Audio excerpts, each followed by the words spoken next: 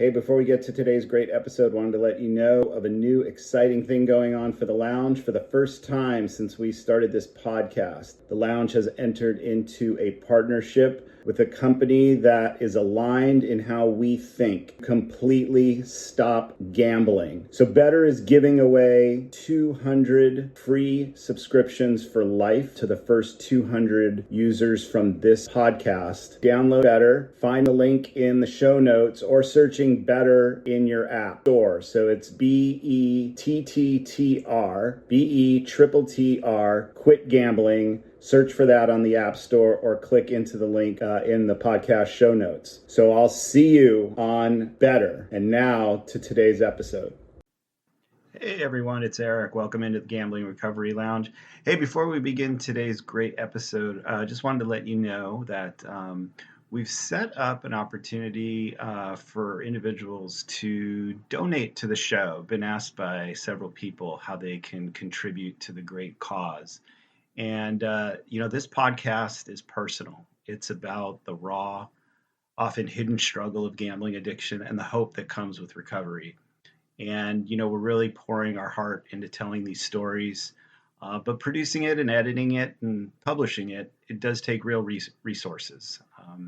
So if you believe in the mission, even a few dollars can make a big difference. So every donation is going to help keep this project going, hopefully for a long time to come. So if you can donate even a few bucks, we certainly appreciate it. And the GoFundMe link is in the show notes. And thank you for being a part of this. And now we're going to get to today's great episode. Thanks for joining us.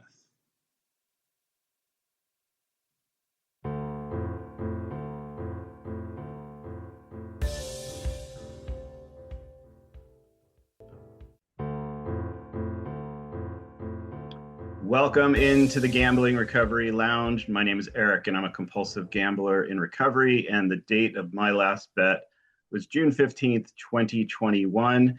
We've been away for a couple of months, and I'm going to just talk about that for a minute because it's been intentional. Things have been super busy from like mid-April through the end of May for me, and that included a great vacation with my partner, a couple of different weddings that I got to attend, and that was from a couple of friends and brothers in the recovery space, which was awesome to see people whose lives were destroyed by gambling for a period of time, and now through recovery and healing, to be able to mend those relationships that they were in and get to the point where they were able to marry their partners was just an awesome experience to be a part of.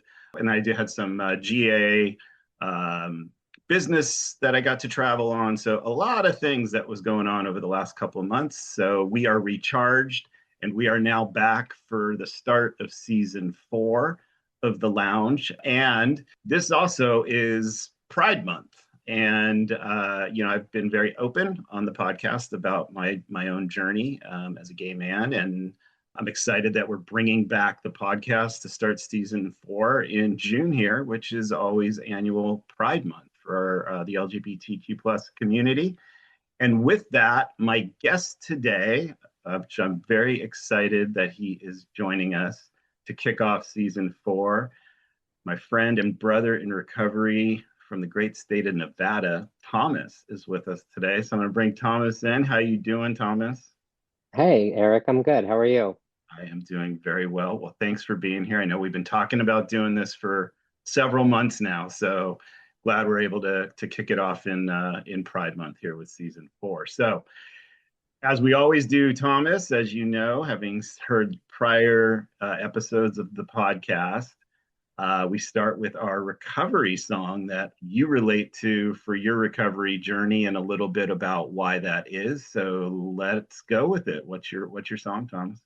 Sure. So, this is one of those funny ones that, when I first heard this, I was like, wow, that's such a great idea. Like, that is such an awesome icebreaker. And then I thought about it for a while and I was like, I don't know what my recovery song would be. And then there's this one song that I've been listening to forever, but I never really tied it to recovery until recently. And that's Jason Mraz, I Won't Give Up. So pretty much in the song, and I don't know what he wrote the song for, but the song primarily says like, I won't give up on us. And that's kind of like me telling the inner me that like, I'm not going to give up and I'm not going to give in to gambling ever again, or to the best of my ability ever again. Right. Yeah, we try not to say never, Yeah, right? never ever. All right. I'll have to check that out. I'm not sure. I'm so bad sometimes with titles of songs. Like I say, oh, I haven't heard that. And then I'll listen to it and I'll be like, oh, I've heard I that. think once you hear it, Once I hear it? you'll Okay. know the song. Yeah, you'll definitely know the song. All right. So again, that's I Won't Give Up by Jason Mraz, correct? Yeah. All right. So everybody check that out and you'll know how Thomas relates to that as his recovery song. So thanks If for I can add sharing. one thing to the Sure. recovery song. So we just had our mini convention for GASN, so Gamblers Anonymous Southern Nevada, and I was the DJ, like I was the last minute DJ. So the day before, I went through all of your podcasts and listened to like what everybody said was their recovery song, and that was like my breakfast and lunch playlist. Like I took all those songs and asked around a couple people, and that playlist just kind of looped through. Oh, So thank you to awesome. everybody that, gave me more recovery songs to play during that time. Fantastic. See, so everyone who's been a prior guest and did their song, now you know it was of great use at Hmm. a mini convention. That's awesome. Yep. Thanks for You sharing were that, of Thomas. of Cool. service. So thank you. Awesome. Cool. And now yours will get added to that playlist. All right. So let's dive into your whole story, Thomas. So first, let's start with the date of your last bet. So the day that I protect, other than today, is February 28th, 2024. So I placed my last bet on February 27th, 2024. Got it. Then you went into your first meeting the next day. Yeah. Well, okay, so I've been in program since July 10th, 2023. Mm-hmm. I never stopped going to meetings.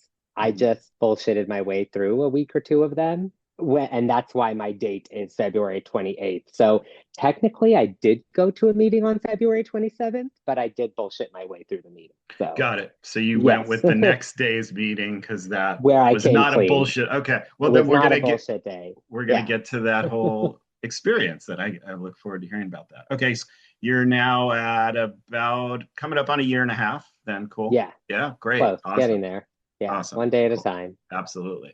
All right, so let's rewind the clock. I always love to start with the beginning of sort of your growing up, because as I always say, and it certainly was true for me, gambling addiction appears later for most of us in our lives at some point because of some things that led up to that. And usually for many of us, it begins earlier in life. But everybody's story is a little bit different. But tell us a little bit about your upbringing, the family situation. Sure. So I was born in September 1986 in Northridge Hospital, where my mother had her best day ever, in my opinion. My childhood was filled with a lot of families. So I have a lot of cousins, a lot of relatives. It was always just like a lot. And I'm one of the youngest in my family. So during that time when I was a child, I always had to find my voice. I mean, when a lot of people are talking, it gets loud. So I had to learn at a very young age how to be loud. But yeah, growing up, my family originally moved here from Iran, to Chicago, had my brother, and then moved to LA and had me. And my dad was also a compulsive gambler that never admitted it, never admitted he had a problem, never sought help, destroyed a lot of things, but it was never seen during childhood. So my parents were always, I mean, I got to give it to my mom because my mom is and forever will be my rock. She put up with a lot with my dad, and a lot of things that I didn't even know about until my 30s. So until like a couple of years ago, like I had no idea that these things even happened. So I know my family is very good at masking a lot of things. Like you don't talk about your feelings, you don't tell people if something's wrong. Everything always has to appear perfect. When people come over to your house, all the like pretty things have to be put out. So that's how I was brought up. And, when growing up, anytime there was an opportunity for a family vacation, we only vacationed in Las Vegas Mhm. all the time. I don't think I'd ever even gone on an airplane until I was about 20 because all of our family vacations were in Vegas and LA Vegas, 4 hour drive, that's where we'd always go because that's where my dad wanted to go. And I remember my first like memory of life was meeting my cousin from Chicago when I was 4 at the Frontier. I don't know Mm, whoever I remembers remember or the doesn't remember Frontier. the I Frontier. do.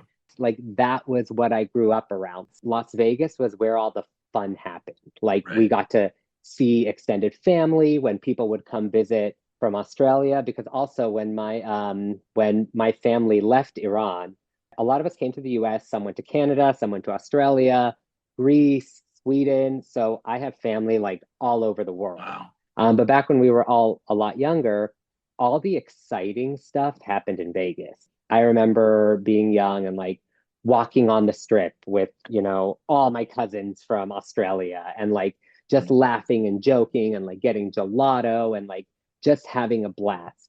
One thing that I am very thankful for of my father, because although he did do a lot of things that like destroyed a lot of other things, he was very, very particular about whenever the family got together, the guys would go play poker in the next room. He was very, very adamant that none of the children were ever allowed anywhere near that. So, Interesting. like, I've never played poker. I don't know how to play poker. Mhm. I don't know how to play card games. I can understand the concept of blackjack, of like, Mhm. you have to get it up to 21 but I've never played poker. I don't know how to play poker. I've never played cards. Okay. So I'm very thankful that my dad like never let any of the children see any of that sort of gambling. Got it. And you Um, said is you have one older brother? I have one older brother. Yeah. Okay. And how much older is he? He is 2.5 years older than me. Got it. And did Yeah. he get into the gambling, or did it skip your dad to you and he was not in the middle of it? My brother hates gambling. He Ah, despises gambling. okay. Like we have to force him to put like $10 into a slot machine. My Got brother it. wants nothing to do with gambling. Got it. And what about your mom? My mom enjoys gambling, and we used to gamble together a lot. Hmm. But she's actually, and I think this is hilarious, she's actually been abstinent from gambling longer than I have, but she's not actually in the program. She just stopped gambling in support of me. She goes to Gam-Anon, and my mom has never had a problem. Like she could easily walk away. Okay. But yeah, childhood was always great for me. Like I was spoiled rotten. I'm not going to deny it. I'm still spoiled rotten today. I've always liked nice things during childhood. Like I always got what I wanted. Like nobody ever told me no. Had all the fancy cars, did all the fancy things, went out with my friends whenever I wanted. Because back when I was younger, I knew that if mom and dad wouldn't give me what I wanted, I could just bitch and moan and complain to an aunt, uncle, or somebody until I got what I wanted because none of my aunts and uncles had children. So my brother and I were like the token children of our immediate family. Got it. Okay. I wasn't like, I wasn't a bad kid, but I was a pain in the ass kid. I was never really in trouble. Like I never got like to that level of like doing bad things. But yeah, childhood was always good. I never experienced any sort of abuse. The only part of childhood that sucked was the part of, the anti-gay demeanor of my family. So Mm, we're very like, no, nobody in our family is gay. You're not allowed to be gay. Like I grew up making fun of and hearing like extremely negative things about gay people. got it. So So that was, on that note, let me just ask you, because yeah, this is where obviously you and I have a lot of similarity in life. Do you remember the age for you where you're like, oh, I feel differently about boys than girls? I don't remember like my specific age, but I know I was in middle school. So I had to be like 11 or 12, Hmm. maybe. Okay. Yeah, it's about the Yeah. same for me too. Okay. So when that starts to happen for you, does that start to now creep into your life or your psyche or how you started to go about life differently? Is that where I know for me, that's where the lying started, the secrecy started, because I wanted to bury all of those feelings because it scared me to death and I had no idea why I was feeling those feelings. But what was your experience? I didn't necessarily have the same experience because I was always brought up of like, you're not allowed to have feelings. You don't tell anybody what's really going on. I'm not allowed to tell people what I really think or what I really feel. It was like a don't ask, don't tell situation. Like nobody would ask me and I wouldn't tell them. So it was like I was hiding in plain sight kind of thing. Like, It was just so it was expected in your upbringing to hide, it sounds yeah, like. we never talk about our feelings. Got We're not very like touchy feeling. Like I'm still like my mom and I like still aren't on a like I love you basis. Like we know we both love each other, but like we don't say that to each other like in front of other people. It has, screwed me up in multiple ways, but yeah, it was never difficult to hide because I was always hiding. So it. it just came second nature. Yep, I totally relate. Exactly the same situation. Okay, so now, all right, so you're going through your teenage years. Now you're starting to identify who you are as a person. So now, where does some, I don't know, problems start to arise? Even if it wasn't gambling yet, do things start to creep into your life that start to take you down a path that's not so great? Yes and no. So I was always very overweight as a child. So I was never like the handsome kid. I was a totally adorable as a toddler, but puberty was not nice to me at all. Believe it or not, I was always very shy. For everybody that meets me, it's very difficult to believe that I'm very shy, but it's mostly like my exorbitance or my like extrovertedism is my like coping mechanism with awkward situations. If I'm just overly happy and excited, then people won't know that like I'm super uncomfortable and super awkward. But, growing up, I did all the things you were supposed to do. I did the degrees. I was in ROTC in high school. Like I had no, intention of joining the military. I was in ROTC in college, and I had a lot of very positive adult influencers in my life growing up. Like I had a lot of very good teachers, good professors. But the most memorable for me is my ROTC commander who taught me a lot of things. And like I never saw the bad in people. Like I was never bullied in school. I mean, did people say things? Were there situations where like somebody made fun of something at some point? Sure, yeah. Like, we're all stupid kids and we all did stupid things, but like I was never bullied. I was never harassed. I was never picked on. I had a lot of friends in high school. I always had friends around me. I had a lot of friends outside of ROTC. I mean, all the friends that I have today were from ROTC. And sorry, I'm saying it like it's a known acronym. But ROTC is basically like junior Navy in high school. Mm-hmm. So it's a program where like, it's like a junior Navy course. But yeah, growing up and throughout high school, I was always a good kid. I was still mischievous, but I got out of my like, mischievous adolescence. Fucking hated school though. I was not Mm. a school person. So like to look back today and be like, wow, like how did I ever manage to get 3 degrees? I'm just like, that's crazy to me because I still to this day hate school. It's like very, very hard. Because I refuse to go to do any more school because I always hated it, but I was good at it. So it was easy for me. But there were some things that just like were expected of me, and I did what was expected of me to shut Mm-hmm. the people up that did all the talking. Okay. So, there was a lot of expectations.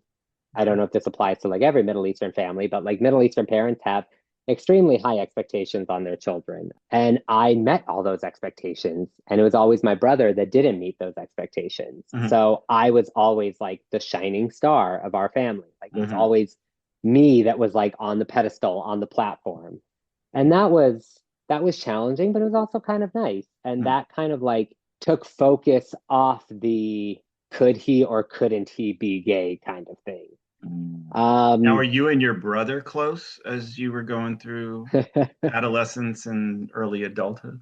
Me and my brother have never been close. Got it. We never have been close until recently. Okay. We tolerate each other a lot more now than we used to in the past. Got it. What did it have to do with you being gay or totally different? No, my brother has been totally fine with it. Okay. Well, to me, it's always about, is things relevant related to where we get emotionally challenged? Because then I Okay. think ultimately these things just build upon each other and then we ultimately find ways to check out in different ways, right? So I'd love to hear it. Yeah. I always did like all the right things and, went to all the good schools, did everything I was supposed to do. Mm. But I was always very spoiled and very bratty about it. So, then I started to mature. Like I used to weigh about, ooh, at my biggest, I think I was like 275. And then I one day just decided to lose a ton of weight. And then I got really cute and really skinny. And, I lived my 20s in West Hollywood. Ah, So got it. yeah, The good that's life. the good life. I know, right?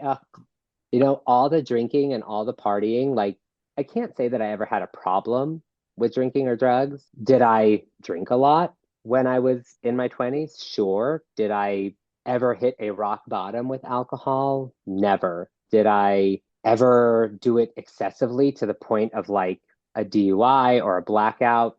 Never. Like I would Mm, always make mm, sure that everybody's safe, like nobody ends up in a gutter, right. like nobody takes a little too much of one thing to put them in the hospital. Like that was me. Yeah. And on my 30th birthday, I was like, I'm done with that life. And I maybe drink like once a quarter. And it has to be a really special occasion now for me to even pick up alcohol. And I haven't partied or touched a drug in since my 30th birthday. So Okay. going on Wow. 9 years now. And I Wow. just kind of stopped one day and that was it. Just Um, decided, hey, I just don't need that in my life. yeah, like Yeah. I was just done with Good. it. Okay. And during that time, that was when, you're going to West Hollywood a little bit more. I still lived at home. I used to live in West Hills, so it was a drive from West Hills to West Hmm. Hollywood. Oh yeah. And then one day I was doing laundry and my mom was in the garage with me and she just turns around and she's like, I need to ask you something. And in my head, like I knew what was coming. Like I knew because she saw me with like mostly guys all the time, the way I dressed, the way I was at, where I was Uh, going. so And how she's old like, were you at this time? oh, God, I don't remember. I want to say 24 or Okay. 25. Okay. Okay. And she turned around, she's like, are you gay? And I was like, you know what? Yes, I am. And then I walked out of the house. Then I left. Wow. So yeah, that was my coming out party. Wow. Okay. Yeah. There's that. Yep. Okay. And then, so you were hinting about your brother, but not being really close. But did you have a coming out to him or to your dad, or it was just your mom? Not really, because once that happened, it kind of spiraled to everybody. So I didn't really get to come out on my own. I like to say I was called out. I didn't come out on my own. But, as difficult of a time that it was, I don't necessarily look back at it with heartache or trauma. Like I look back at it as like that situation has made me the person that I am and like kind of like forced me Hmm. to be okay with who I am. So now I'm just me. Like now Yeah. wherever I go, like I'm me. You don't fucking like it. I'm sorry. You don't have to be around me. Yeah. I'm not going to force you to hang out with me. So do you feel like as you were going through your teenage years and up to this point of your like early 20s, do you feel like being in the closet, not talking about it openly, that it had a traumatic emotional effect on your life? Because I know for me it did. So I was just curious, or did you just kind of accept yourself, but you weren't just talking about it outwardly with your family? So it's still not really something that like is talked about on a regular basis. Okay, also to throw it in there, I've never been in a relationship with anybody. So it's also never been presented to my family. Got it. So what I do behind closed doors is different than what is presented to my family. And I've never brought anybody home to be like, hi, mom, this is blah, blah, blah. Got it. Meet so Okay. and so. Okay. That interaction has never happened. So that's where I'm still having trouble. And like, I still need to grow as a person. Do you think That's that's been part of you not being in relationship at all? That fear of this person would then have to come into the family situation and I don't want to go through that, or no? I mean, probably, and it probably has something to do with my shitty personality. Like, that's what I used to always tell people when they ask me why I'm single. I'm like, I don't know, my personality I blows. love Like, your personality. What's I wrong with have your no personality? idea. Okay. I have no clue. Like, but it just never happened. The few times that it like kind of sort of almost could have potentially happened, it just ended in horrible misery and firestorms, and I just kind of like gave up. And I mean, I'm at the point in life where I accept that, those aren't in my cart. Hold on. That's not in my whatever the Wheelhouse. universe is. Yeah, that's not Yeah. in my hula hoop right Yeah. now. Stay away Like, from the cards analogy. yeah, Probably sorry. probably not That's great for people like us, right? yeah, so that That's that that's not in my plans okay. right now. Am I opposed to it? Not necessarily. Am I out searching for it? Also, no. Got it. Got it. Okay. All right. So when does gambling now kind of hit you? What's going on and where does that come in? Yeah, so I started gambling when I was 21. I mean, my dad was a compulsive gambler, so we would always go to Vegas up until I was, 21. And it was always like, oh, we can only go to the arcades or we can only walk around the strip. Like, I never had a fake ID. I never even drank until I was 21. I didn't do a lot of things until I was 21. But for my 21st birthday, me and my friends, my dad, because, my dad was a high roller. Mm. So he had all the diamond, platinum, 777, whatever, whatever, whatever. He got us a suite at Aria. So 21st birthday was the first time I gambled in Vegas. I remember my dad was like teaching me roulette. I had zero inkling to care about roulette. I did remember my 21st birthday. I had won like $100 on roulette. Nothing big. I mean, I wasn't gambling anything massive then. It was like $20, $30. And I won $100 and I was like, oh, I look at my friend Natalie. I'm like, hey, I'm going to put this on 24 because it was the 24th. My birthday was the 24th. And I was like, I won $100. I'm going to put on 24. She's like, no, don't do it. So we walk away from the table. And then one of my friends screams, Tommy. And I turn around and I see 24. And I was like, oh my God, like you butthead. Like I totally could have. And that was like the first like moment I remember Wow. from gambling. But like in my 20s, like we'd come to Vegas all the time, but it was mostly for the clubbing. It was for Mm. the drinking and the partying. It wasn't for the gambling. Like we would come like as a group of like six or seven. I'd maybe spend like a couple $100 on gambling and then be like, okay, we're done. There were some trips where like we were so busy at like pool parties, this party, that party, that we never even like I never even had an opportunity to gamble. I Got it. would just, put $10 in the slot machine while the girls went to the bathroom because Yep. they always took forever. So like while I'm waiting for them to come out of the bathroom, I'm like sitting at some random slot machine, like playing 10 or Mhm. $20. Got it. It was honestly never a problem for me until I moved to Vegas. Mm. So how did So that all come about? The move to Vegas. So moved to Vegas. So I gotta track back a little bit. So when I originally left LA to move to Sacramento for work. Okay. So I lived in Sacramento for 2 years from 2017 to 2019.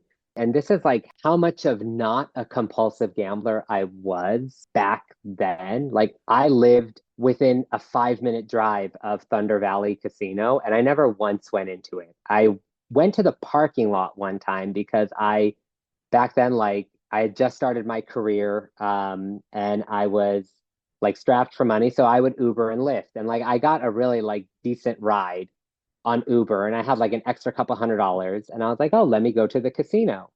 I'd never been to a casino by myself.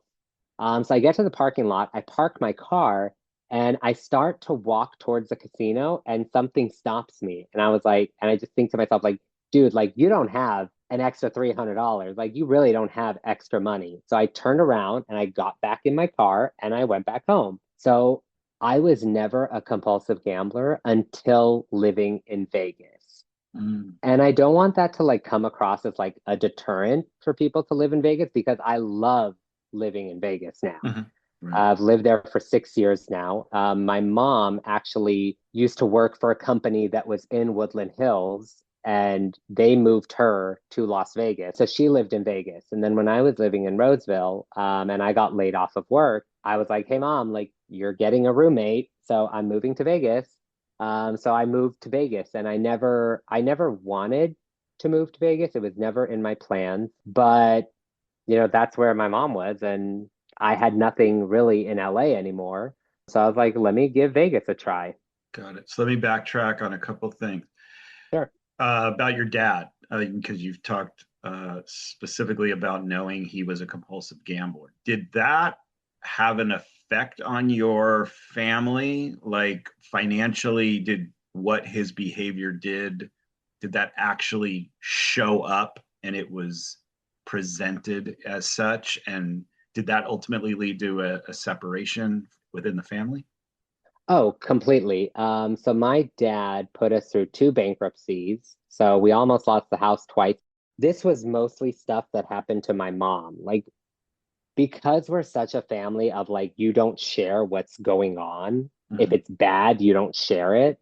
Like, my mom and dad never told us any of this until I was like in my 30s. So I had no clue about any of the bankruptcies, anything. They were very good at like shielding us from everything. Like, we were Wow. never, at least from my perspective as a child, like, we were never strapped for money. My Mhm. parents never asked me and my brother for money. Like, we never had to pay rent.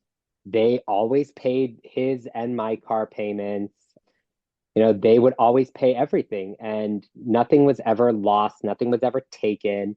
But yeah, my dad did put my mom through two bankruptcies and a lot of heartache. But what happened was that my dad ended up getting bladder cancer. Mhm. And at that point, like, my mom just kind of let him do whatever he wanted. So my Mhm. dad never gambled in Los Angeles. He didn't like any of the casinos in Los Angeles. I think he went to like Pachanga or Commerce once, Mhm. hated them, but he would go on a Vegas trip with my cousins and uncles like every other weekend. Mhm. He would hide bills, he would hide credit cards. So we had a tool shed that I used to call the outhouse, and my mom would never go in it. But that's where my dad kept all the like the mail and the credit card bills and the receipts and all the like cash advances from the casinos. And you Mhm. know, back in the day, like when I was in my 20s, like my dad, anytime me and my friends would go to Vegas, my dad would also come because he would get us this huge, big, extravagant hotel room at one hotel, and he would just go stay at another hotel. So, like, it's not Mhm. like my dad was staying with us. Got We'd be at Aria, and he'd have a room at like Caesar's Palace or something Right. for Okay. himself. And, my friends were all cool with it because they loved my dad. My dad was very likable. All my friends loved him, and we're all Persian. So, like, they all got along with one another. And yeah, my dad would always come with us, and like he would just like out of nowhere, he would just come hand me $500. Here you go, I love you. And it took a while for it to click for me of like what Mhm. was happening. Like, I think I was like 24, 25, maybe 26, and he would just like disappear. And then I'd see him at a roulette table with like these stacks of chips. And in my head, I'm just like, where is it? Like, it never clicked for me from like a Gamanon perspective. Like, it never clicked in my head what he was doing. And like, Mhm. one day I just looked at him when we were in Vegas and I was like, Dad, where are you getting all this money from? Mhm. And he was just like, don't worry about it. Here's if will $500 shut you up? And I was like, fuck yeah, of course $500 will shut me Right. up. Like, yeah, Right. it'll Right. shut me up. But don't tell your mom about any of this. And I was like, okay. And then, then you'd see him with like no chips. And I'm like, Dad, like, how much did you just lose? Like, he had like a whole stack of like chips at roulette. he was like the big man at the roulette table, and then all of Mm, a sudden it was all gone. And I'm just like, but then I see him 20 minutes later with a whole other stack of chips. And I'm like, where is all this coming from? So one time it was like 3 in the morning, and me and my friends are coming back. We see my dad at the roulette table. And I go up to him, I'm like, Dad, like it's 3 a.m. What are you doing? And I was very much against like gambling at that point in my life. I was all about the drinking and the partying and the like going to excess, going to, mhm, Tao Beach, going to the Encore Beach Clubs. Like that was my thing back then. mhm. And I was like, hey, it's time to it's time to go. Like, let's go. It's 3 in the morning. Let's get you to your room and stuff. And he's Mhm. like, no, I don't want to go. And I was like, Dad, like, it's time to go. So he pushed me. He like Wow. pushed me to the ground, and I got up and I'm like, listen, old man, like, I can take you. I was like, it's Wow. time to fucking go. So we fought a little bit at the table, and then I'm like, Dad, like, it's time to go. Like, come on, it's 3 in the morning. So I used to be the one talking him off the ledge. So it was very like disappointing to my mom, who witnessed like my downfall to Mm, gambling. mm, Because the same thing that like I was so against at some point, and the same thing that I was, trying to talk my dad off the ledge at some point, right, led to my demise too. right, right. Wow. Now, was your mom aware of all this heavy gambling activity that he was doing, or he kind of shielded her from it, but it came out in She She was aware. My mom's not stupid by any means. She was aware. She wasn't aware in the beginning, but towards the end, she was aware. But when you have a terminal cancer diagnosis, my mom was just, and I don't necessarily agree or disagree with her stance on it, but she was just like, you know what? He's got 6 months to live. Like, why am mm, I gonna steal his joy from doing what he enjoys doing? So she just kind of let him run amok with gambling and like got it. have his last hurrah. Because I mean, and my dad passed away this December will be 11 years. Okay, So he died when I was 28. okay. So it's been and towards the end, my mom was just kind of like, I know what he's doing. I don't agree with it, but like, yeah, what are you gonna do? Wow. So he died a compulsive gambler, Died a compulsive gambler, not of his own admission, but right? Yeah. yes, he died Well, a compulsive gambler. My everything dad you was, know about it yourself, yeah, you're like, yeah, not that yeah, you can ever take anyone's inventory, so to speak, but yeah, I mean, yeah, it sounds like all those yeah. behaviors I mean, were all the signs were there. Back then, I just didn't understand. Like, I didn't get it. Like, it didn't right. click to me. Like, I've always been brought up with the sense of like money never runs out. Money doesn't end. Like money's always there. Because Yeah. that's how I was brought up. Like I never respected money. Like I had respect for hard work because I've always worked. I've never been out of a job. My first job was at TJ Maxx. And since that day when I was 15, I have not, by my own will, I have not stopped working. Like I've been laid off and I've been fired from jobs, but like Yep. I've always put in hard work and I've always earned a lot of money, Mhm. but I've never respected that money. Even without gambling, I could not find ways to spend my money fast enough, Mm. no matter what it was on. Got it. Okay, so your dad passes away about a decade ago. Then what happens in your life? Then I kind of spiral with the partying and the going out. And then I got like way too skinny. I think I dropped down to like 135. But then, I recognized that in myself and stopped doing all that by 30. So I had like my 2 years of fun and like I did all the things and I did all the things I wasn't supposed to. Stopped that when I turned 30. And Mm, especially when I moved to Sacramento, because in Sacramento, like I didn't really have any of my friends. Like I'd never lived anywhere other than LA. So okay. I didn't really know like what to do with myself. I wasn't crazy about my job. Nobody there was particularly crazy about me. Roseville, California is not necessarily the ideal place for somebody like me to live. I'm a little Yep. too much for Rosevillians. And I Yeah. just never like found my, like I lived there, but I wasn't home there. Right. So I was just like very to myself in my apartment, like doing my things, like going to work, doing a lot. When I get bored or very lonely, like I shop a lot. So back then it was more of like a shopping addiction. Like, how could I spend this money any Got it. quicker? Like, I always had to have a nice car, the newest car. I didn't care how much money I had to put down. I Right. would put that money down regardless of what my bank account looked like. Got And it. if I didn't have the money, well, I would just beg mommy or one of my aunties until they gave me the money. Got it. Okay. Okay. So then you moved to Vegas with your mom in 2019. Yeah. My mom Okay. moved to Vegas in 2018. So she had already been living there. I moved. And everything was great. I mean, but I moved November 2019. So, back when I first moved there, and I don't know the exact day that I became a compulsive gambler, but I know the moment. So I don't know how it works in California, but in Nevada, if you hit more than $1,200 on one hand, you get a hand pay or a taxable or whatever it's called, where like Hmm. the machine stops and somebody brings you money and you get the tax form. So we were, for some reason, I don't remember what it was, but like Encore sent me a thing to like have a free weekend. They still didn't know that my address was in Las Vegas. So if you keep the California address, you get different offers than when you have a Nevada address. Because like when you're Nevada, you're considered local. So, Right. they sent me an offer for a free weekend. So I took it. I went for the free weekend. The room was really nice. And it was like 2 in the morning, and I had work the next day. And I'm sitting at a machine, and all of a sudden, like the machine stops and I start freaking out because I thought I broke it. Like I thought I fucked up the machine. I was like, oh my God, they're going to kick me out of the casino.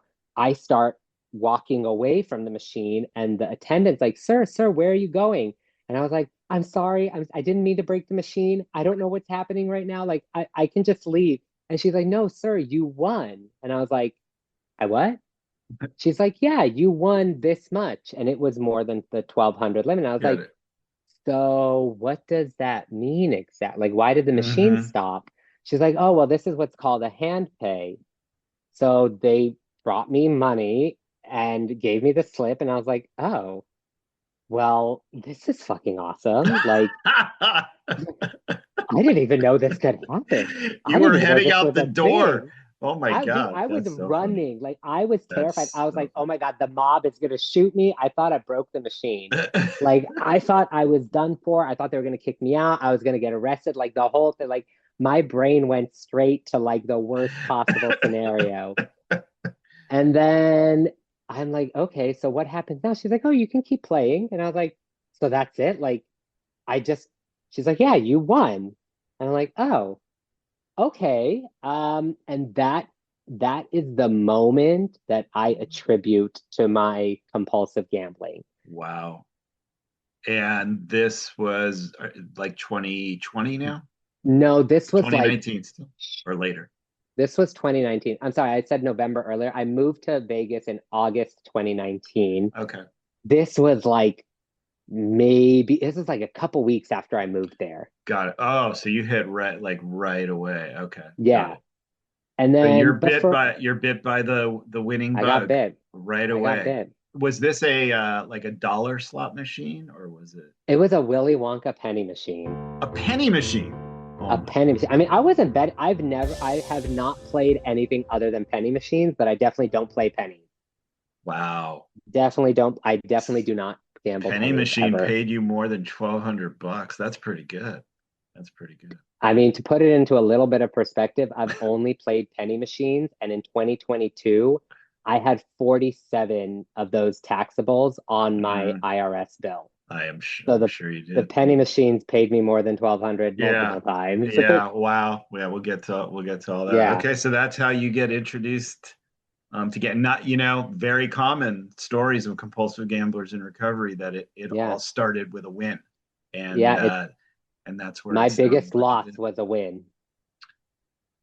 Yeah. That is a perfect way. All right, that's actually a great stopping point for our first segment. So we're gonna break there And then on the other side, we're going to then talk to Thomas about how does his gambling from that point on escalate, and then how do we get into the place of recovery ultimately. So with that, we will be back in the Gambling Recovery Lounge. Stay tuned. Welcome back into the Gambling Recovery Lounge. All right, when we broke, we had Thomas telling us how he got bit by the gambling bug with a slot machine win. So what happens after that, Thomas? Yeah, so after that time, it didn't happen overnight for me. So it wasn't necessarily anything instant. My mom and I we had this thing that we did together. And I think this is where like I'm doing air quotes, like the fun aspect of it came into play. We would take $200 out, each one of us on payday. So once every 2 weeks, and we'd go to like one of the fancy casinos. So we'd go to like the Encores or the Venetians or whatever. But before we would go play, we'd go to Louis Vuitton together. If I saw like a wallet from Louis Vuitton that I liked, I'd have that wallet in my mind. And then, we'd go play. If I won enough money to buy that wallet and put the $200 back in my pocket, I would hit that cash out button and take out my money, go buy the wallet, $200 in my pocket, and then we'd wait another 2 weeks before we went to the casino again. Mm-hmm. To me, that's okay. And it wasn't necessarily a problem for me until I started going to casinos alone. I'd never lived so close to a casino before. Like when I lived there in Sacramento, I hadn't been bit by that bug yet. So I was still very like, no, you have shit you got to take care of. Like there's tons of casinos in the Sacramento area also. But in Vegas, it was a little bit different. So there was the flyers that banks send you, like, oh, if you open an account with X amount of dollars, we'll give you X amount of dollars. I had just bought let me backtrack a little bit. Sorry. In the beginning of me living in Vegas, everything was great. Everything was fine. Didn't have any issues. I had been bit by the bug, but right after that, COVID happened. Right. March 2020. Yep. Right after getting bit by that bug, like 6 months after that bug, it was COVID and everything shut down. It was pretty much after COVID where things opened back up is when I progressively got worse and worse and worse. So I got one of those flyers of like, okay, sorry, bought my first house because like this real estate in Vegas was cheap. I bought a brand new house. I was making good money. I've always been in the banking industry. I was a financial advisor for 4 years. Yes, you can judge me for that because I don't know how to handle my money today. But I could always handle somebody else's money. So I bought my first house in Henderson, and I bought it on my own accord, my own credit. So my credit was really, really good. And I got one of those flyers of like, if you open your account with X amount of dollars, you'll get X amount of dollars. Like after 6 months, my mom gave me that X amount of dollars, and that X amount of dollars is at least like 5 figures. So she gave me the money, and I asked for like a little bit extra. So I told her if it's like 54,000, then I'll get, X amount of dollars 6 months later. So she gave me that money to open that savings account. Mm-hmm. And then I was like, well, I live on my own now. Like I have no one what do I do? I'm just by myself. Like I don't have to answer to anybody. So I would go to the casino. And at first I was like, okay, I'm only going to take out to that limit. Because like if I take out more than that X amount of dollars that you needed in the account, if it even for a day dropped under that X amount of dollars, you lose that bonus at the end of the 6 months. And so you had said after COVID, but so around what period of time are we talking about where you buy this house and now you start going to the casino? I bought the house in December of 2020. So everything was closed from like March to like July. Right. Things opened back up, and it was a new build. So I put my down payment for the house in September, and then it was done being built in December. You move in. So now you're into early 2021 at this point, and now you Yeah. start going to the casino on your own. Okay. Got Now I start going to the casino on my own, and I did the things that I said I would never do. it. Like, my mom gave me that money to, get this bonus at the end. She didn't give it to me to gamble it all away. And what did I do? I gambled it all away. And it was that slow, subtle deterioration. Mhm. Because the way I like to describe it now, for everybody that doesn't live in Vegas, like picture your worst, most destructive Vegas trip. Like that became my everyday. That Mhm. became my daily. Like that worst possible moment became what I did every single day. It So was would you like you'd work your full-time job and then at night you were going like all night to the casino? Was that sort of the rinse repeat? I was in the casino all night, or I would do some other things that I'm not particularly proud of. Like if I was getting off work at 5, I would take conference calls from in front of a slot machine. Oh I'd have wow. my work phone, I'd have my personal phone, I'd have my headphones in, Yeah. to the point where like the drink girls would come around and I'm like, can't you see I'm on the phone? Like, please don't come around. And I look back at it now and I'm like, wow, like what a fucking asshole. Like Right. I'm sitting there on a work call at a slot Right. machine and they just want to give me a soda and I'm being like a total jackass It's to them. right. Right. So yeah, and that's when it got worse and worse and worse. So I blew through all that money and then with the remainder of it that she had given me, I went and bought a new car. And I basically stole like all that money from her. And I swore to her, like, Mom, I swear, I Mhm. promise I'm never gonna gamble again. Like I'm never gonna do it. So I you don't know. did tell her when this I all came clean to happened? her a few You did. times, yeah. Okay. Like, oh, I had spent like 10,000 of it. Oh, boo hoo hoo, mommy, I'm so sorry. I'm never gonna do it again. And then Mhm. I'd go spend more of it. Mommy, I'm so sorry. I'm never gonna do it again. And I would spend more and more and more until it was all gone. So did she ever along the way, especially having gone through what she went through with your dad, did she ever have like a serious talk with you like, Thomas, you're full of shit. What are you doing? You saw this with your father. She did not. We're honest with each other, but we don't talk about bad things. Like we don't talk about problems. I mean, she had said a few times, like, hey, dude, like you need to, relax with the gambling. And I'd always be like, oh, no, it's fine. I got it. I know what I'm doing. Like I always win. I'm always a winner. And Liar. then, yeah, I'm lying. I know if I was always a winner, I would so not be here. But I love that I'm not a winner and I am here, Yeah, because life now is just you've so much really hit better. the Yeah. jackpot. That's right. Oh yeah, this is better than any jackpot. Like this life is better. I mean, the way I say it today is like my worst day in recovery is still 100 times better than my best day gambling. 1,000%. Yeah, Yeah. so thousand times, million times. And yeah, it was a progressive deterioration. So I blew through all her money, and then I decided, oh, I'm going to sell my house because that was when the Las Vegas real estate market just shot up out of nowhere. I think I got a 50% return on investment in 1 year. My Mhm. house like appreciated that much that I was able to sell it and walk away with like I think 170,000 for selling the house Mhm. in a year. So, but I was like, okay, I'm gonna buy a different house. So I built a whole new house. I Mhm. was in escrow for 9 months because this was like the hard times of COVID, where like everything was back ordered. And guess who was in charge of all that money while I was in escrow, waiting for that house to be built? Compulsive gambler me was in charge Mhm. of all that money, and it all slowly Mm. but surely disappeared. Wow. Yeah, Wow. I blew through every single penny, and I sold the house knowing that my intention was to gamble with the money that I sold it with.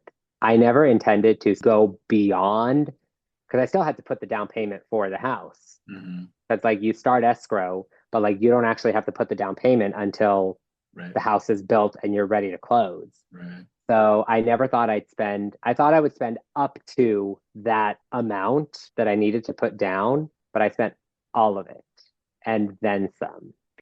And this is now 2021.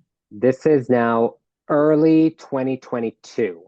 Early Yeah, so I 2022. sold Okay, the first house got it. January 2022, and I moved into the other house, into my new townhouse in Got it. August of 2022. Got it. Did you understand at this point the way you were thinking and talking, like think already planning that you were going to be willing to lose X amount of money?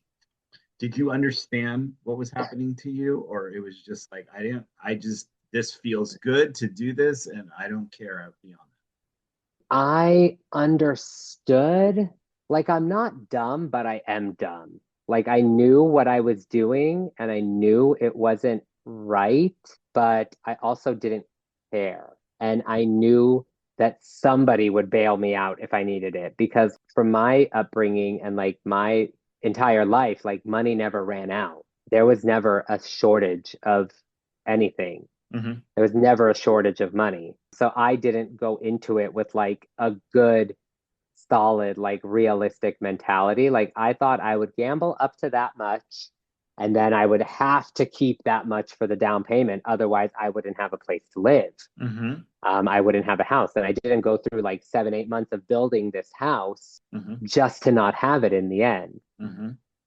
And the unfortunate part between all that, which catapulted my gambling, is that one night I had walked into one of the casinos with $500 and I walked out with six figures that night. Wow. Yeah, that's how much the penny machines paid me in one night. You don't even understand the cataclysmic thing that happened to my brain from that moment. Because Mm-hmm. to me, after that, like if it wasn't six figures, it was basically chump change. And I didn't care. Got Like it. it was to the point where there were two instances where over the weekend I had withdrawn so much money from my debit card that Wells Fargo called me and said, "Hey, we need to file a CTR on you Mm-hmm. because you took out more than $10,000 in one business day." Mm-hmm. And I was like, "I did?" I was like, and in my head, I'm like, "Well, I don't have any." I was like, "Fuck, I lost that much." And like, Wow. yeah, it like I'm telling you, like your worst Vegas trip became my daily life. Yeah. Like it became the only thing. Work Yeah. didn't matter. People didn't matter. Like Yep. I would hide and sneak around from my mom because I was living with her at this point. Between houses, like I was living with her. And I had gone past my set amount to have the down payment for the house, and then I won the money. So I was like, "Whew, thank God. Now I have the money for my down payment." And I still blew through everything.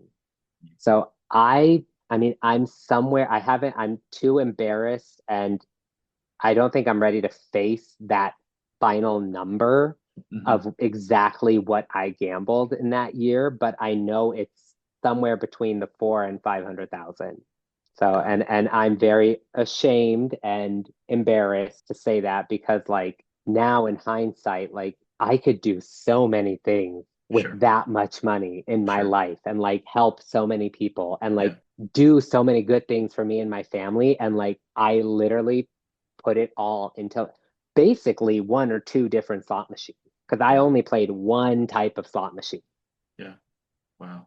Well, I would just say from a shame perspective, I mean, look, I blew through my entire retirement of hundreds of thousands of dollars that I worked very hard for many, many years, and then went into hundreds of thousands of dollars of more debt. And so I think we all know as compulsive gamblers, it's an illness, it's a disease, and when we lose control, we lose control. And logic, no matter how smart we are, no matter how clever we are, it doesn't matter. It doesn't matter how educated we are. It Nope. takes over everything, and I think we Agreed. all have that commonality to us. I mean, that's the great commonality of this thing is it brings everybody to their knees, Yeah. and you just can't stop. And so, you know I hope as you continue to progress through your recovery now, and you work through your program with the sponsor and all that, that you'll get to that place where shame and guilt and all that stuff, it just let it Yeah. go, because all it does is really inhibit you too from being able to continue to move forward and progress. And Yeah. you're a wonderful person, and it's not who you are, it's what you did. Yep. That's just the way that goes. But that's an incredible story. Okay, so now you're bleeding through all this money, you're getting into debt. And so what leads to you ultimately, I guess, maybe rock bottom, where you go maybe into your first recovery meeting? So my rock bottom was, I had just gotten this new house and I never made a payment on it for about 4 or 5 months. I hadn't paid my car at all. I was like 4 or 5 months behind on my car, having to hide it in garages, so couldn't be repoed. Like I would literally only drive like from my house to my mom's house, and my car was in the garage at all times. And every single bank account that I had was as negative as that financial institution would let it be. So, all the different banks let you overdraw your account to a certain amount. All four of mine were as negative as they could possibly be. And I worked at one of those banks that was as negative as it could possibly be. And it was a Sunday where I had just blown another paycheck that I got. Everything was negative. Everything was just going wrong. Like for somebody who I always thought like I did all the right things and I did everything I was supposed to have like the right path, I was just completely miserable. Like I was living in this house getting notices taped to my door about what my rights are and how, I have to be careful for like there are going to be people like coming to take pictures because I'm going to get foreclosed on. And I was honestly sick of it. Like I didn't want to live that way anymore. And one day I was sitting at my kitchen island and I was like, I have to do something differently. Like I was like, this is the time where I need to go to Gamblers Anonymous, because I was just always that guy that was like looking at all the people that are sitting there looking miserable. And I'm like, oh man, I don't want to be like them, even though I'm in the casino at 3 in the morning, the same time they are doing the same exact thing. But like, I swear I'm not like those people at all. Like, I'm so much better than them.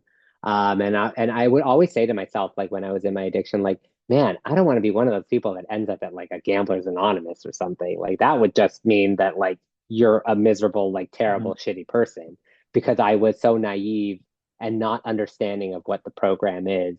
So that's what originally brought me. I Googled Gamblers Anonymous. I found the meeting that I wanted to go to. Like luckily there's, about 15 a day in Southern Yeah, Nevada. right. I went to one in Henderson, and that's where my story began. And that was in July of 23. That was July 10th, 2023. I remember that day very clearly. It's like 110 out. Like I walk by the gas station, I walk by Jack in the Box, and then I start walking back towards my car. And I'm like, oh well, like I tried, like I tried to go to a meeting and it just didn't happen. And as I'm walking towards my car, two people stopped me and they're like, are you looking for a GA? And I was like, is that Gamblers Anonymous? And they're like, yes, it is. And that was my first meeting. It was Monday, July 12th, 2023. Or sorry, July 10th, 2023. What was that experience? And then kind of what was going on? You relapsed, towards the end of 23 into 24? Yeah. So when I first came into the program, I basically like cheer led my way through about 5 or 6 months. I rah rah, go me, I'm awesome, I can do this. I didn't give a crap about anybody. Mm. I didn't like I talked to people, but I wasn't very engaging. I didn't care to engage with them. I didn't really care what they had to say to me. I wasn't in it. Like I was there, but I wasn't in it. And I would tell people all the time, like, I'm not going to go to weekend meetings. Like, this is like a Monday to Friday, like 9 to 5 kind of thing for me. Didn't get a sponsor, didn't care to do any of the things. And on New Year's Eve of 2023, I was just like, fuck it, I'm going to go to the casino. So I went to the casino on New Year's Eve, came back into the room like 2 or 3 days later, told everybody what I did, and in the first time around, like I chaired meetings, like I tried my best to be there, but it was all fake. I was putting on an act of like, I'm perfect. I have to be perfect. Like I've always been perfect. Now I have to do everything perfectly. And that didn't really work.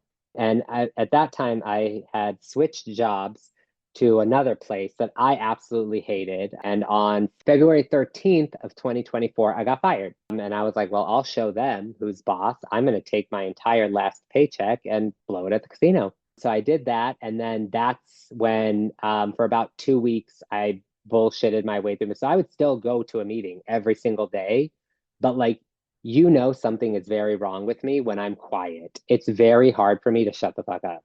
So I like if I'm sitting there quietly, that means that something is like extremely wrong. So I would go to the meeting and I would go to the casino right afterwards. And then on the 27th of February, it hit me that like everything I had achieved in life, everything that I had worked so hard for, all the degrees, all the cars, all the money, all the houses, all the family, all the this, all the that, literally turned into a 3-cent ticket from Sunset Station. My life had become 3 pennies.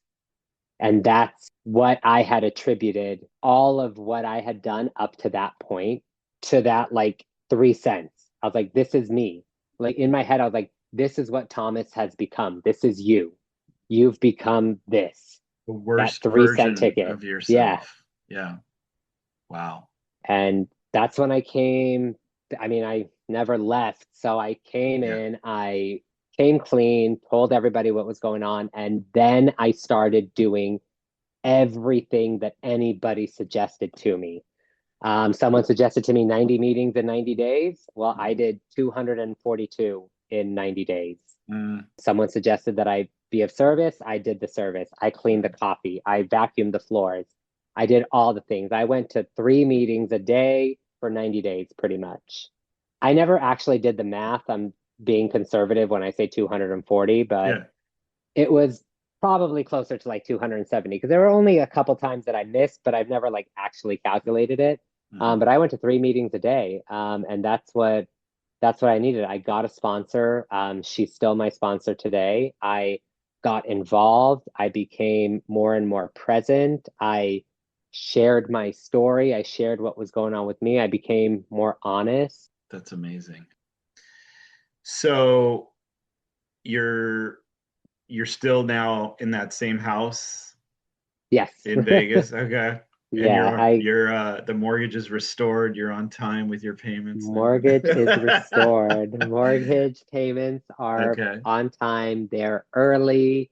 I even pay Nice. more than I need to every month. Nice. I have nobody's coming to repo my car.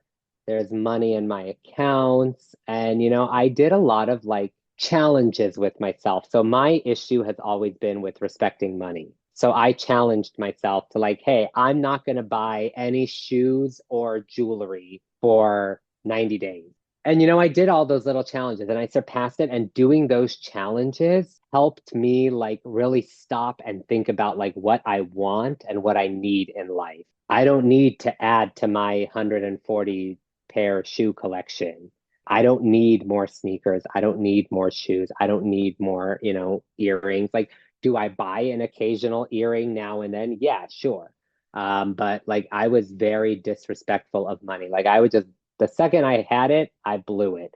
And it did also help that I was unemployed at that time, and Nevada unemployment is not the greatest. So I had to be very like budget conscious because I got fired in February and I started my new job in August. So during that 6 months, it was like, 600 job applications, like 80 interviews. I got 3 offers in the end.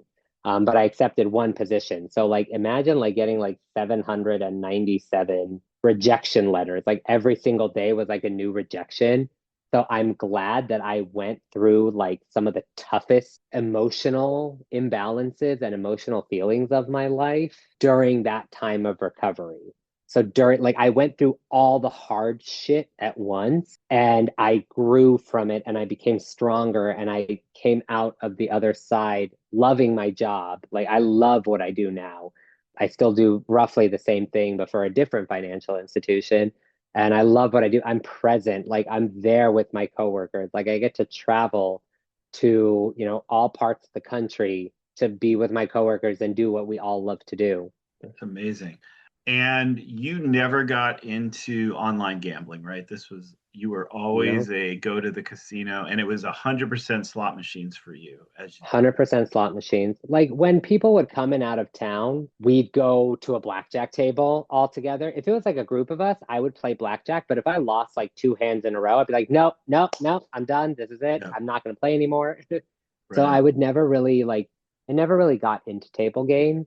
Got it. I was all slot machines and all one brand of slot machine. I would only play like certain slot machines. Like I wouldn't play just any slot machine. And it was all 100% in the casino. I am the worst millennial possible. Like I don't know anything about technology.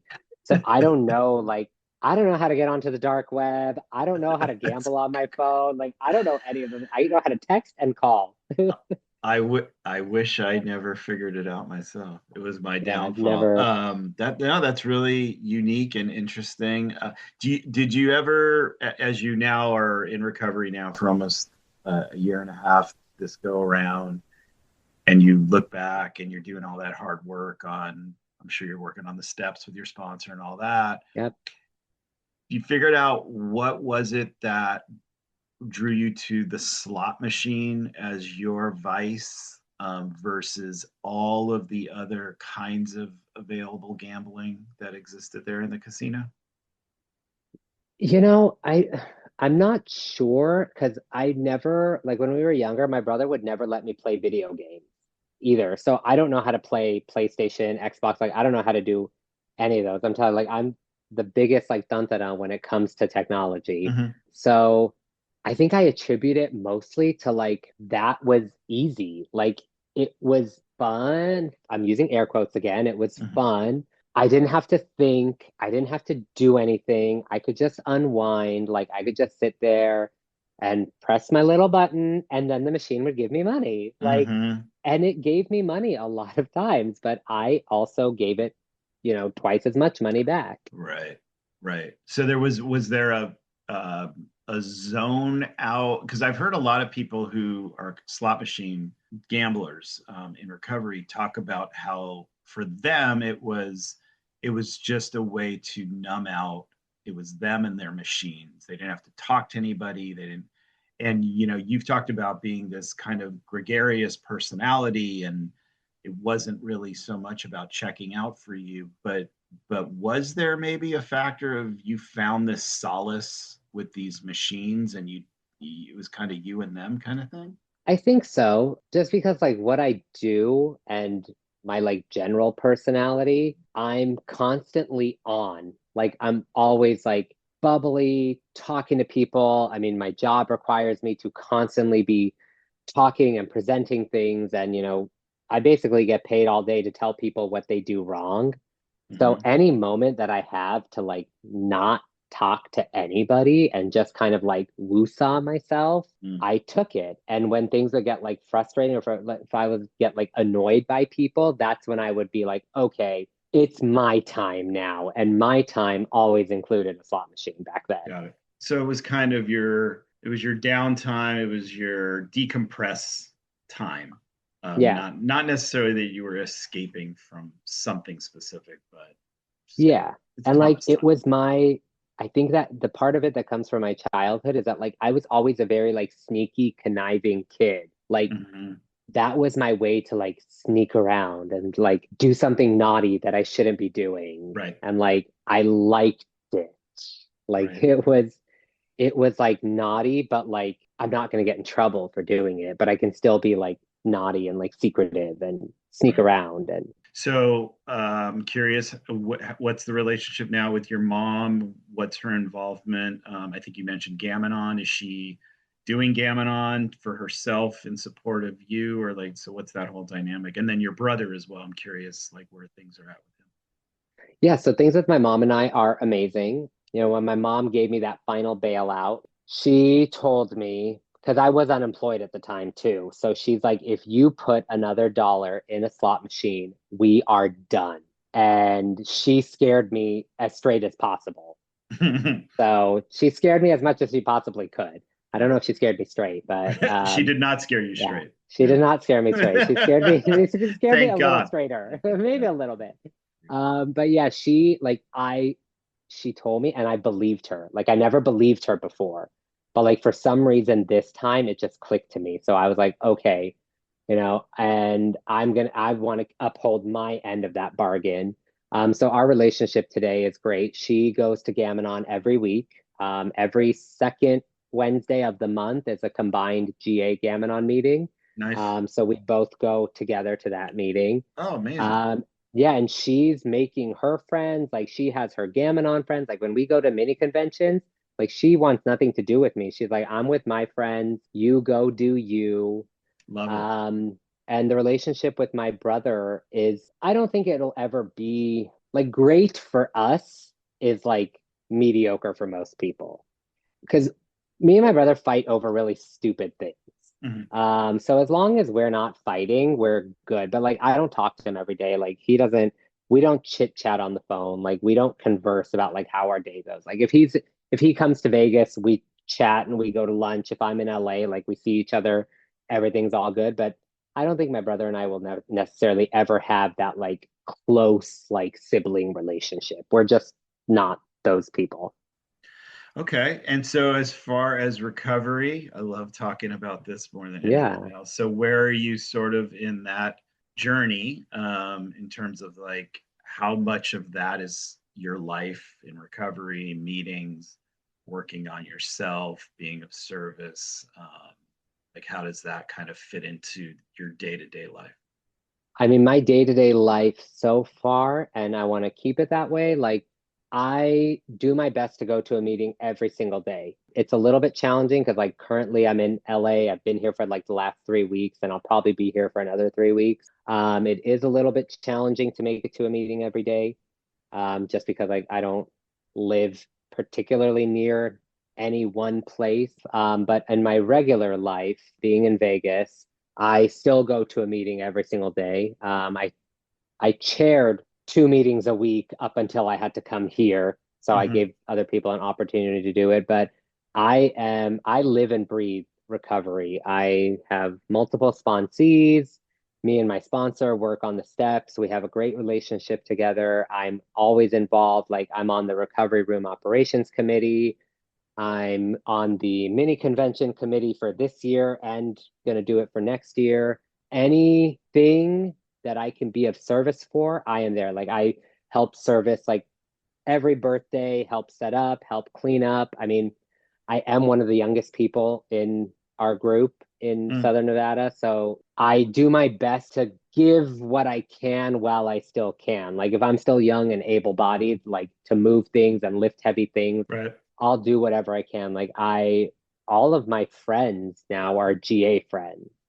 I mean, aside from like my core friends that I've had for like, 20, 30 years that are here in Hmm. LA, and one in Vegas, like I talk to GA people every single, like they're not, I call them my gamily. So I just took GA Oh, and family and made it my gamily. love Um, that. I so don't think I've ever heard anyone use that term. Camel. Yeah, I've got a lot of little one-liners, but I don't know if we have all the time in the world for that. But yeah, like my gamily are the people that I love. Like I will, I talk to them every day while I'm here. We talk on the phone, we text, we send chats and memes and all that Hmm. good stuff. Like what's keeping me abstained from gambling is just the slight, minute thought that I might lose these people and all these non-tangible things that I have if I go back out. And that is what keeps me on the gay and narrow. So that's what keeps me doing all the things is that like I don't want to lose all these things. Like I love my things, my tangible things and my non-tangible things. Like I love them and I want to hold them close like forever and ever and ever. Yeah. And I don't want to lose them. And I know I always tell people like I can either gamble or have everything else that the world has to offer. But for me, I can't have both at the same time. So if I Right. want to keep everything else the world has to offer, I can't gamble. Right. And it Yeah. took me about like gambling brought me to my knees in a good year and a half, 2 years. Like I was a compulsive gambler for about 2 years, and I Yeah. completely destroyed every aspect of my life.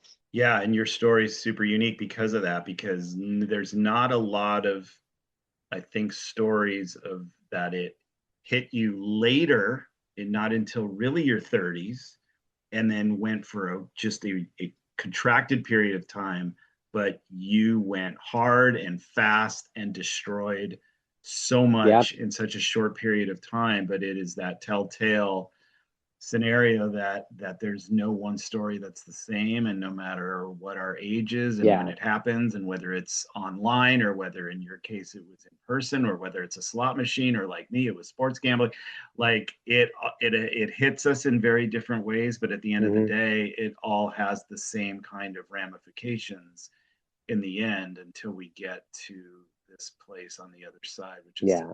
amazing. um, so people out there might be wondering, well, how the hell did these two guys meet? So why don't you tell the story of how we came to meet, this guy from Vegas and this guy from Los Angeles?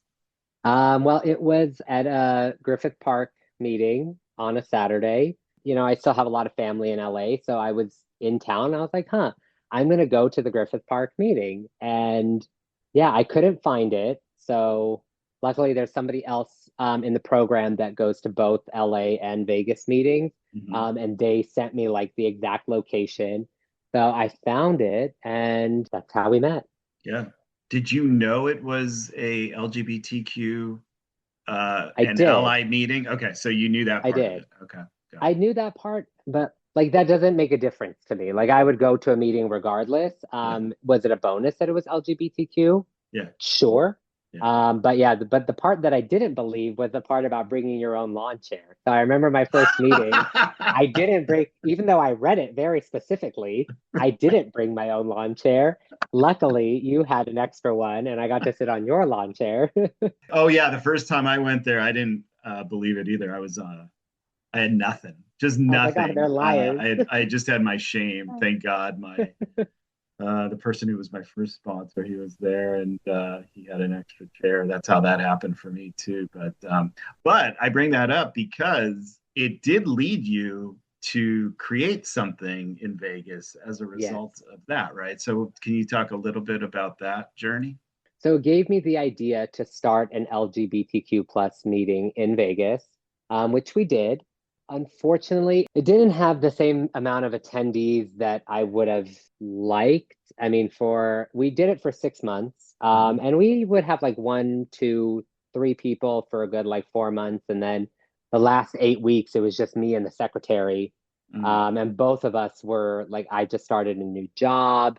She was going through some medical issues. So it just came to a point of like, okay, like, let's be real. Cause like her and I, we see each other all the time. We go to plenty of meetings all the time. And we just had to accept the fact that like our presence at other meetings could be more impactful than us sitting in a room by ourselves with nobody coming to the meeting.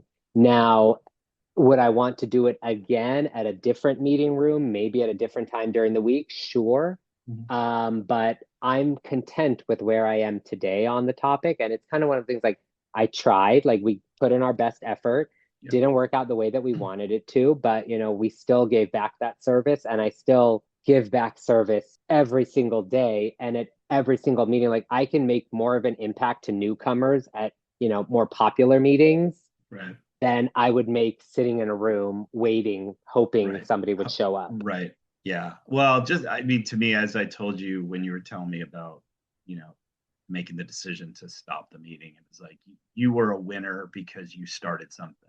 And there's just so few people who take the initiative, especially because you were still very early in your recovery, really, when you were Yeah. starting that. And so, like, I was so inspired by the fact that you took this idea and then ran with it and tried to do it in a place where it's just saturated with meetings. And I think Yeah. it's probably not so much a reflection of people not wanting to be in that kind of meeting, quote unquote, but it's more like we kind of all get into this place of we go to the meetings that become familiar to us, that Yeah. they work out with the location and the time, and it's hard to get people sometimes to adjust. So But yeah, Yeah. maybe there'll be another point in time, another day, and you'll, Oh yeah.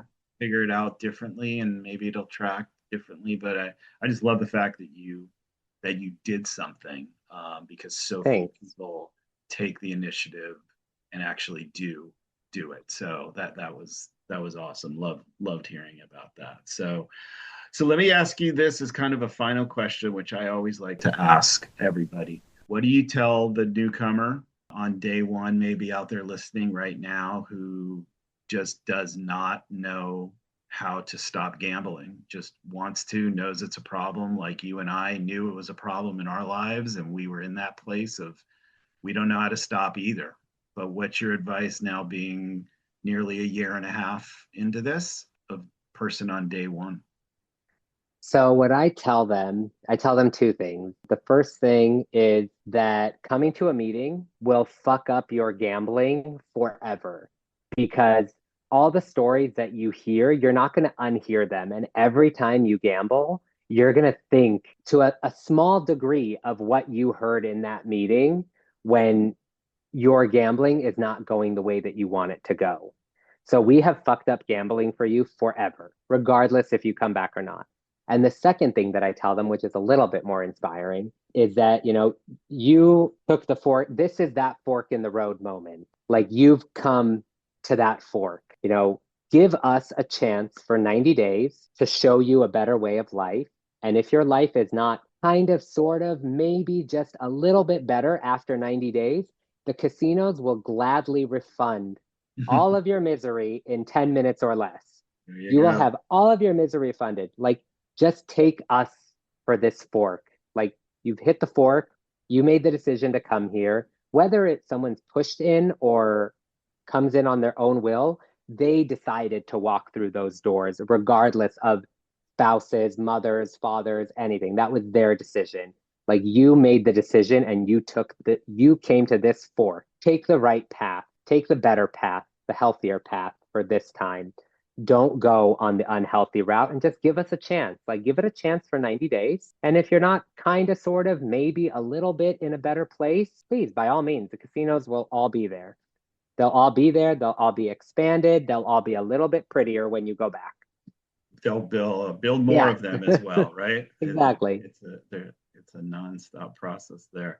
Well, Thomas, thank you so much for coming on and telling your story. I think a lot of people are going to get a lot from this.